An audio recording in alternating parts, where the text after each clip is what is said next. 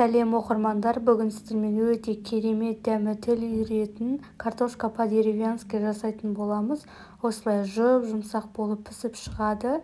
Дәмі деген енді керемет болып шықты. Өзіміз осылай соус дайындап, соуспен жесеңіздер вообще керемет. Бізге осындай картоптар қажет.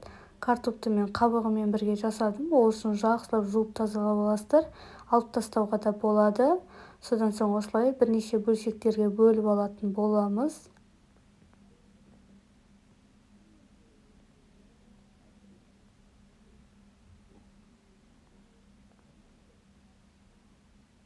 Енді дәміне қарай тұз қосатын боламыз. Өздеріңіз қанша картоп жасайсыздар, соның мөлшеріне қарай дәмдеуіз тұзын қоса бересіздер.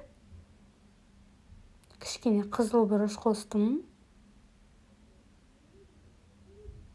Өздеріңізге ұнаған приправалар қоса берсеңіздер болады. Және де мен чесночный приправа салдым кішкене ғана. Енді барлығын жақсылап араластырып алатын боламыз. Толықтай приправасы араласып сіңуі қажет. Енді кішкене сұйық майымызды құйып алатын боламыз. Тағы да барлығын жақсылап араластырып алатын боламыз. Осымен дайын. Енді пешімізді қыздырып дайындайтын боламыз.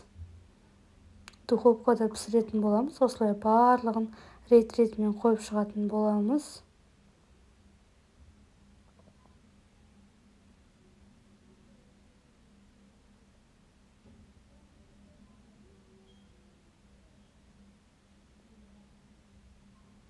Енді мен картоптың жартысын алып қалдым.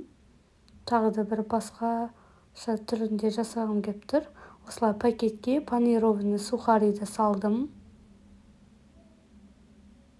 Енді осыған қалған картоптарымды салатын боламын. Енді бұны жасау өз қалауларыңыз, мен кішкене өзгеше етіп жасап көргім келді. Осылай барлығын салып, аузын қатты жауып, жақсылап осылай араластырып аласыздар. Толықтай сухариге араласуы қажет.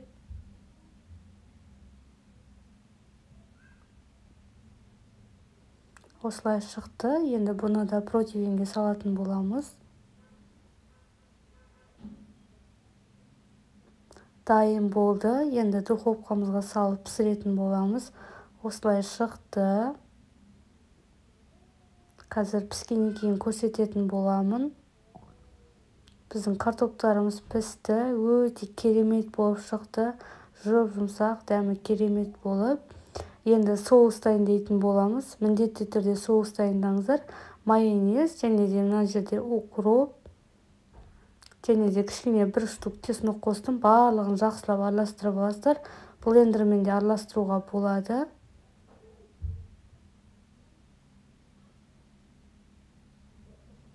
Осылай соусқа батырып жей бересіздер. Дәмі деген енді керемет болып шықты. Видеоны лайк басып, комментарий қалдырып кетіңіздер.